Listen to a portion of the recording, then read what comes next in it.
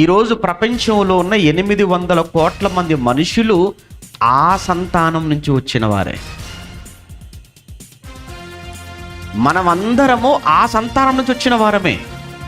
ఈ మధ్యకాలంలో మీరు న్యూస్లో చూసే ఉంటారు, ఒకప్పుడు మనిషి కోతి నుంచి వచ్చాడు అని ఒకప్పుడు సైన్స్, కానీ ఇప్పుడు అది మనిషి కోతి నుంచి వచ్చాడు అన్నది తప్పు అని మరలా దాన్ని కరెక్ట్ చేసుకొని మనుషులందరూ రావడానికి భూమి మీద మొట్టమొదట ఒక స్త్రీ కారణము అన్నారు.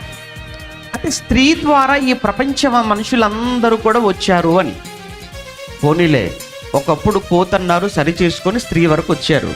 ఇక కొద్ది రోజులైతే స్త్రీయే కాదు, స్త్రీ వెనక పురుషుడు కూడా ఉన్నారు, ఆయన ఎవరో కాదు ఆదామని బైబిల్ దగ్గర వచ్చే రోజు కూడా అది ఎంతో దూరంలో లేదు, అది కొద్ది రోజుల్లోనే తెలుసుకుంటారు.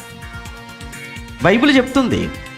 ఒకసారి 17వ అధ్యాయం అపోస్తల కార్యములు చదువుతున్నప్పుడు మంచి మాట అక్కడ పౌలు అనేటువంటి మహానుభావుడు మాట్లాడుతూ, అపోస్తల కార్యములు 17వ అధ్యాయములో 26, 27 వచనాలలో 26 చదువుకుందాం. అపోస్తల కార్యములు 17వ అధ్యాయం 26వ వచనంలో, మరియు యావత్తు భూమి మీద కాపురముండుటకు ఆయననగా దేవుడు ఒకని నుంచి అనగా ఆదాము నుంచి ప్రతి జాతి మనుష్యుణ్ణి సృష్టించి, అంటే ప్రపంచంలో ఉన్న అన్ని జాతులు ఒకని నుంచి వచ్చాయా? జాతి అనగానే దయచేసి మీరు కులం అనుకోకండి. ఇక్కడ కులాలు మనుషులు పెట్టుకున్నవండి.